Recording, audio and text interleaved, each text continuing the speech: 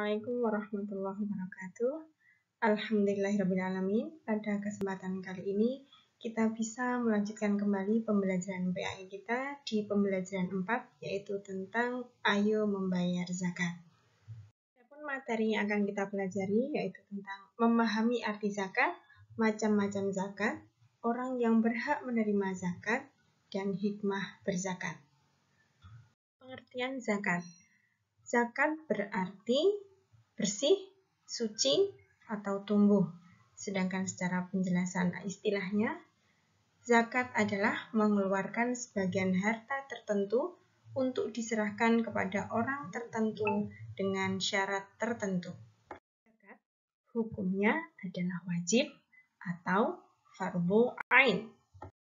Sebagaimana dijelaskan dalam surat Al-Baqarah ayat 43, A'udzu billahi minasyaitonir rajim. Bismillahirrahmanirrahim. Wa aqimus sholata wa atuz zakata warka'u ma'ar raki'in. Dan dirikanlah salat, tunaikanlah zakat, dan rukuklah berserta orang-orang yang rukuk. Perintah zakat bersamaan dengan perintah salat diberikan kepada Nabi Muhammad tepatnya pada tahun kedua Hijriah. Macam-macam zakat. Zakat ada dua, yaitu zakat mal atau berkaitan dengan zakat harta dan zakat fitrah atau berkaitan dengan jiwa. Kita akan bahas zakat fitrah terlebih dahulu. Syarat wajib zakat fitrah. Yang pertama, beragama Islam. Yang kedua, memiliki penghasilan yang cukup untuk kebutuhan sehari-hari. Yang ketiga, masih hidup sampai akhir Ramadan. Jenis zakat fitrah. Zakat fitrah yang dikeluarkan berupa bahan makanan pokok yang dikonsumsi daerah tempat tinggalnya. Bisa beras, gandum, kurma, jagung, sagu, kentang, kismis, dan lain sebagainya. Misalnya, kita tinggal di Pacitan. Konsumsi kita adalah nasi. Maka, zakat yang kita keluarkan adalah beras. Nah, kalau di Arab, karena konsumsinya kurma, kismis, atau gandum, maka yang dizakatkan ya berupa gandum, kurma, atau kismis.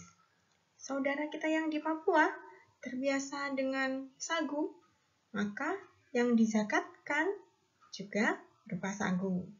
Jadi, zakat fitrah itu ditentukan oleh makanan pokok yang dikonsumsi penduduk setempat.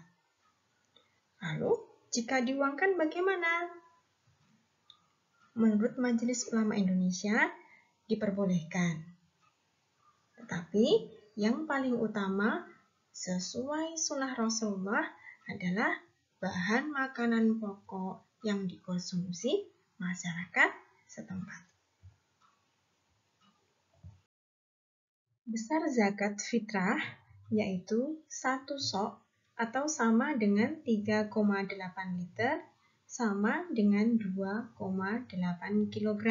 Dan dikeluarkan per jiwa. 1 sok itu merupakan takaran, bukan timbangan. Nah, 1 sok sendiri itu setara dengan 4 mud. Mud itu apa? Mud itu adalah 2 telapak tangan orang dewasa yang disatukan. Seperti pada gambar ini ya. Nah, nanti ketemu setelah ditimbang, ternyata menurut ulama 2,8 kg. Penghitungannya bagaimana? Ini, jika di rumah itu ada 4 orang anggota keluarga yang terdiri dari ayah, ibu, adik, dan kakak, berapa kilogram beras yang wajib dikeluarkan ayah untuk zakat fitrah nanti? Nah, caranya 4 orang tadi, 4 orang anggota keluarga, dikalikan 2,8 kg beras. Hasilnya 11,2 kg. Jadi, ayah nanti ketika zakat fitrah mengeluarkan zakatnya sebanyak 11,2 kg beras. Waktu zakat fitrah. Kapan kita mau mengeluarkan zakat fitrah? Nah, kita bisa memilih waktunya. Apa waktu mubah kita pilih? Kapan itu? Yaitu sepanjang bulan Ramadan. Bisa juga memilih waktu wajib. Pada saat kapan? Pada malam akhir Ramadan, yaitu pada malam takbiran. Atau mungkin waktu sunnah kita bayarkan zakatnya. Kapan itu? Yaitu setelah sholat subuh sebelum sholat Idul Fitri. Ini merupakan waktu terbaik. Atau kita pilih waktu makruh. Sesudah sholat Idul Fitri sebelum terbenamnya matahari. Atau juga kita mau itu waktu haram. Jangan ya, jangan sampai. Yaitu setelah terbenamnya matahari saat Hari Raya Idul Fitri. Waktu haram ini berarti zakat fitrah kita sudah tidak dianggap sebagai zakat fitrah lagi. Karena sudah tidak boleh dikeluarkan pada saat itu. Nah, dari pembahasan tadi dapat kita simpulkan bahwa zakat fitrah itu adalah mengeluarkan bahan makanan pokok pada bulan Ramadan oleh setiap muslim untuk membersihkan jiwa atau membersihkan diri. Kita lanjut ke zakat mal. Syarat wajib zakat mal yaitu 1. Pemilik harta adalah orang Islam. Yang kedua, pemilik harta sudah balik. Ketiga, harta tersebut termasuk jenis harta yang wajib dizakati. Yang keempat, harta telah mencapai nisab dan haul. Apa itu nisab? Batas minimal harta yang wajib dizakati. Apa itu haul? Haul adalah batas waktu yang telah tercapai. Dan syarat wajib yang kelima yaitu harta itu adalah milik. Nah, jenis zakat mal. Kalau zakat fitrah tadi zakat yang berhubungan dengan diri, maka jika zakat mal berhubungan dengan harta benda. Apa saja yang termasuk zakat mal? Yang bisa kita zakatkan harta kita apa saja? 1. Berupa binatang ternak. 2. Berupa pertanian. 3. Berupa perniagaan. 4. Berupa zakat emas dan perak. 5. Pendapatan atau zakat profesi. Zakat uang simpanan. Zakat saham. Zakat harta atau rikas. Nah, ini adalah rinciannya dari jenis harta tadi. Emas. Nisabnya 93,4 gram. Kadar zakatnya 2,5%. Nah, ini ya bisa dibaca sendiri ya. Ada perak, perniagaan, pertanian, dan lain sebagainya sampai profesi. Saya jelaskan beberapa saja. Ini misalnya emas. Jika ibu kita sudah punya perhiasan dalam 1 tahun, itu sejumlah 93,4 gram, maka wajib dibayarkan zakatnya 2,5% dari emas yang sudah dipunyai ibu. Atau juga ini, yang peternakan, kambing, yang punya peternakan kambing, jika sudah mencapai nisab yaitu 40 ekor, maka wajib dikeluarkan zakatnya 1 ekor kambing yang berumur 2 tahun. Kalau sudah punya 80 ekor, bagaimana? Ya berarti zakatnya 2 ekor yang umurnya 2 tahun. Nah, kalau peternakan sapi atau kerbau, ini nisabnya 30 ekor. Nah, setiap 30 ekor itu dizakatkan 1 ekor yang berumur 1 tahun. Dan ini berlaku kelipatannya. Seperti itu.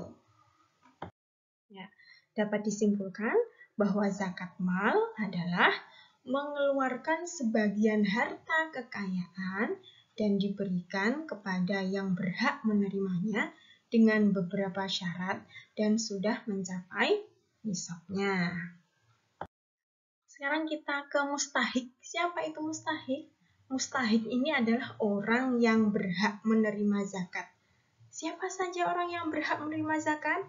Allah sudah menentukan dalam surat At-Taubah ayat 60. A'udzu billahi minasyaitonir rajim. Bismillahirrahmanirrahim. Innamas shadaqatu lil fuqara'i wal masakini wal 'amilina 'alaiha wal mu'allafati qulubuhum wa fir riqabi wal gharimina wa fi sabilillahi wa ibnis sabili fariidatan minallahi wallahu alimun hakim. Sesungguhnya zakat itu hanya untuk orang-orang fakir, orang miskin, amil zakat, mu'alaf, kemudian hamba sahaya, orang yang terlilit hutang, kemudian orang yang berjuang di jalan Allah, dan orang yang sedang dalam perjalanan. Nah, itu semuanya sebagai kewajiban dari Allah. Dan Allah Maha mengetahui, Maha bijaksana. Jika dirinci, tadi surat At-Taubah ayat 60, ada 8 asnaf atau orang yang berhak menerima zakat. Mustahik tadi ada 8 asnaf. Siapa tadi? Ada fakir, miskin, amil, sabilillah, musafir, mu'allaf, gharim, budak. Uang dari muzaki atau orang yang mengeluarkan zakat itu disalurkan ke sini. Siapa itu fakir? Fakir adalah orang yang tidak memiliki pekerjaan. Nah, kemudian disalurkan kepada orang miskin. Orang miskin itu adalah orang yang memiliki pekerjaan, tetapi pendapatannya tidak bisa digunakan untuk memenuhi kebutuhan sehari-hari. Kemudian ada amil. Amil itu adalah panitia zakat atau orang yang mengumpulkan zakat, mengelola zakat, kemudian mendistribusikannya. Nah, kemudian musafir atau orang yang sedang melakukan perjalanan jauh. Nah, untuk menuntut ilmu ini ya. Kemudian sabilillah ini. Sabilillah itu kalau pada zaman Rasulullah ya, berjuang di jalan Allah menggunakan pedang ya, melawan orang-orang kafir. Kalau sekarang sabilillah itu kita bisa salurkan kepada orang yang berjuang di jalan Allah seperti guru-guru mengaji. Kemudian berikutnya mu'alaf. Mu'alaf itu adalah orang yang baru masuk Islam. Meskipun orang ini kaya, meskipun orang ini mampu, tetapi berhak dia mendapatkan zakat ya. Kemudian berikutnya adalah gharim. Gharim ini digambarkan seperti ini, bukan di patok ular ya, tapi ini dililit hutang ya. Hutangnya bukan untuk membeli mobil, membeli rumah mewah, tetapi hutangnya itu dia gunakan untuk memenuhi kebutuhan pokoknya. Nah, karena hutangnya banyak, tidak bisa membayar atau melunasi, maka dia berhak mendapatkan zakat fitrah. Dan kemudian yang berikutnya, yang terakhir adalah diberikan kepada budak. Ini ya. Zakat yang kita keluarkan itu sebetulnya banyak sekali hikmah atau manfaatnya. Di antaranya membersihkan harta dan jiwa membayar zakat. Yang berikutnya, menjauhkan dari sifat kikir atau pelit, tamak atau rakus. Bisa membantu orang yang kesusahan atau kesulitan dari segi ekonominya. Mendorong manusia untuk berjiwa sosial dan peduli kepada sesama. Mendorong manusia untuk bersikap jujur dan bertanggung jawab atas harta yang dimilikinya. Berikutnya, mengingatkan manusia bahwa harta dan kekayaan hanyalah titipan dari Allah dan bisa saja kapan-kapan itu diambil oleh Allah kembali. Nah, yang terakhir, membangun hubungan kasih sayang antar sesama, antara pemberi atau muzaki dengan orang yang diberi. Sementara kita cukupkan belajar kita tentang zakat, Semoga ilmunya bermanfaat. Jangan bosan mencari ilmu, tetaplah semangat belajar. Cukup sekian dari Ustazah, kurang lebihnya mohon maaf. Wassalamualaikum warahmatullahi wabarakatuh.